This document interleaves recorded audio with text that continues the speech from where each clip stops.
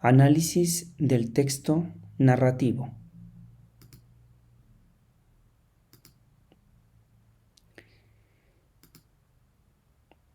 Vamos a iniciar la segunda unidad de los textos narrativos. El cuento es una narración corta y de desarrollo generalmente lineal y progresivo, cuyo final suele ser sorprendente. Entonces, generalmente el cuento tiene un principio, tiene un nudo y tiene un desenlace.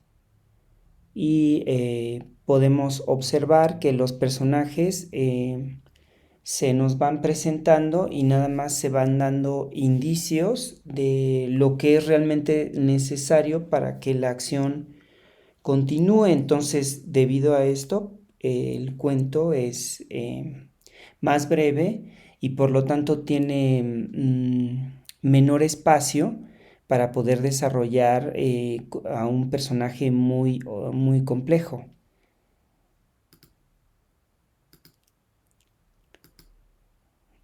Por el otro lado, la novela es todo lo contrario. Es un texto narrativo de mayor extensión. Supongamos una novela corta podría abarcar entre 45 y 200 páginas, aunque pues hay novelas que son más extensas y que esto les permite que se puedan desarrollar infinidad de cosas como descripciones, como explorar el carácter del personaje, como desarrollar historias paralelas. Pues hay como una variedad más amplia y una gama más amplia de personajes y de historias que podemos contar y que ayuda a desarrollar toda la narración.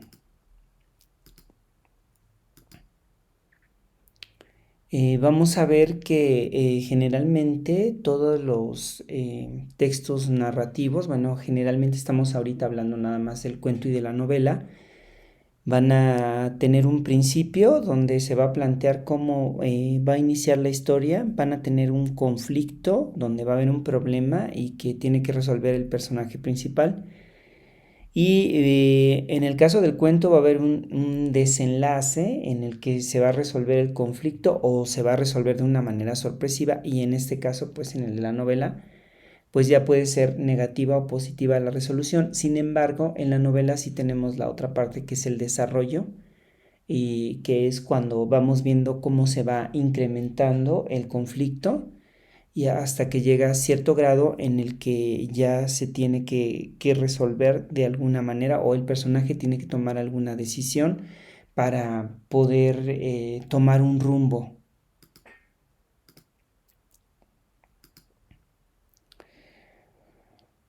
Y luego vamos con la clasificación de los personajes. Tenemos al personaje principal, que como ya sabemos todos nosotros, pues es el personaje sobre el que se centra toda la acción, o alrededor de quien se centra toda la acción. Si este personaje no apareciera, pues no se podría desarrollar la narración.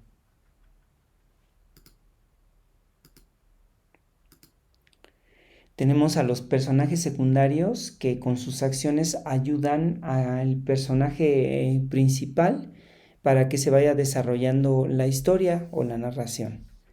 Y los personajes incidentales son todos aquellos que entran en la narración para desencadenar una acción que va a ayudar a que se vaya desarrollando o se vaya alargando más la narración.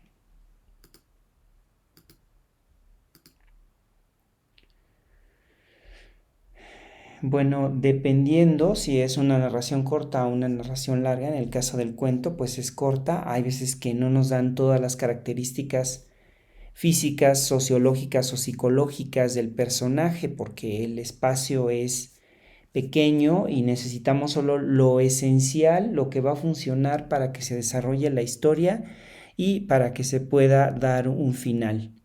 En el caso de la novela, pues tenemos más espacio para describir detalladamente a los personajes en su aspecto físico, en su aspecto sociológico, de cómo se van relacionando con la sociedad, cómo es su situación social, en el psicológico, cómo se comporta en su relación con los demás. Tenemos tipos de personajes según el papel que desempeñan en la obra.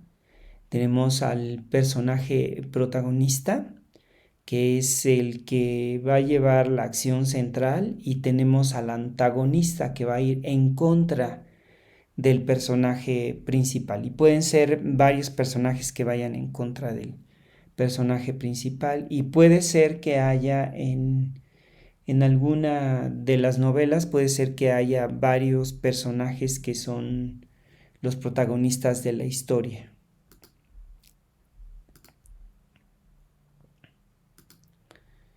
El tiempo, por ejemplo, el tiempo en la historia es el tiempo que nosotros vamos a ver en el que se desarrolla la historia. Por ejemplo, el día de hoy, mañana, pasado, y después pasa un año, y después pasa otro año, y después pasan 5 años, y después de 20 años. Este es el tiempo el que nos indica el narrador que va a ir ocurriendo la historia. Y ahora el tiempo del relato, ese sí es el tiempo en el que nosotros leemos la novela, y eso pues dependerá del grado de, de lectura que tenga cada uno, y pues obviamente pues hay algunos que se tardarán más tiempo, otros lo dejarán de lado y se tardarán un poco más y así, pero pues generalmente pues tiene que ser un tiempo corto. El espacio es el lugar donde los lugares donde se van a desarrollar las acciones.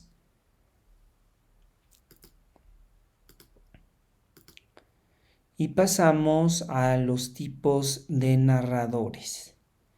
Tenemos el narrador omnisciente, que es el que lo sabe todo. Este narrador puede entrar en el pensamiento de todos los personajes y nos puede decir qué está ocurriendo. Puede narrarnos todo lo que se ve externamente, pero también nos puede detallar cómo es cada uno de los personajes internamente, y también puede saber cuáles son sus pensamientos y cómo reaccionan. El protagonista es otro tipo de narrador. Este narrador es el narrador que habla sobre sí mismo y participa en la historia que se está contando. Después tenemos al narrador testigo, que este narrador es el que está viendo lo que está sucediendo con otro personaje que es el principal y que nos está contando su historia, pero él solo puede ver lo que se presenta a simple vista, no puede entrar en la cabeza del otro personaje como lo hace el omnisciente. Y después vamos a ver que siempre hay una persona gramatical en el relato. ¿Esto a qué se refiere? Por ejemplo, si estamos diciendo que el narrador está en primera persona, es como: yo estuve ayer en mi casa y estuve leyendo un rato. Ese sería primera persona. Segunda persona. Tú caminaste a lo largo de la calle y tropezaste con un tronco. Ese sería segunda persona. Y tercera persona del singular, pues obviamente es él o ella, ¿no? Él caminaba por el centro comercial cuando vio de repente un destello que le llamó la atención en un aparador, ¿no? Entonces este sería tercera persona. Y luego también tenemos la de la primera, la segunda y la tercera del plural, que ya sabemos que la primera, ¿cuál es? Nosotros. Nosotros estábamos pensando en ti. La segunda, ustedes se fueron temprano. Y la tercera, ellos caminaron muy rápido hacia el automóvil.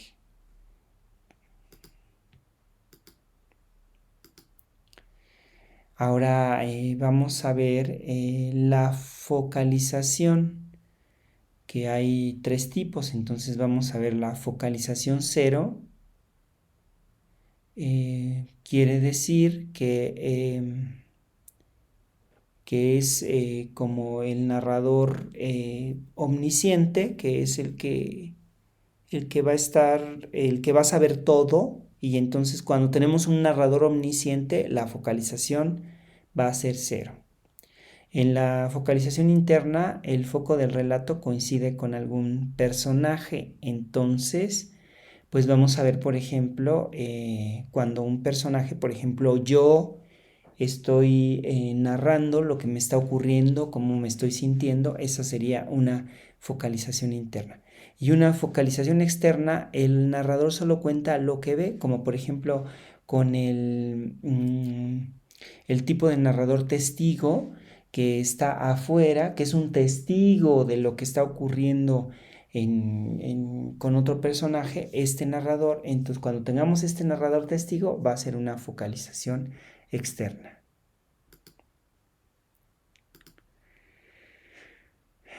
Y vamos a tener también un orden dentro de la narración, ¿no? Va a haber un orden cronológico que es, por ejemplo, principio, nudo y desenlace, y va a haber un orden circular en el que el orden va a cambiar y podemos presentar primero el conflicto, luego el principio y luego el final, o primero el final, luego el conflicto y luego el principio.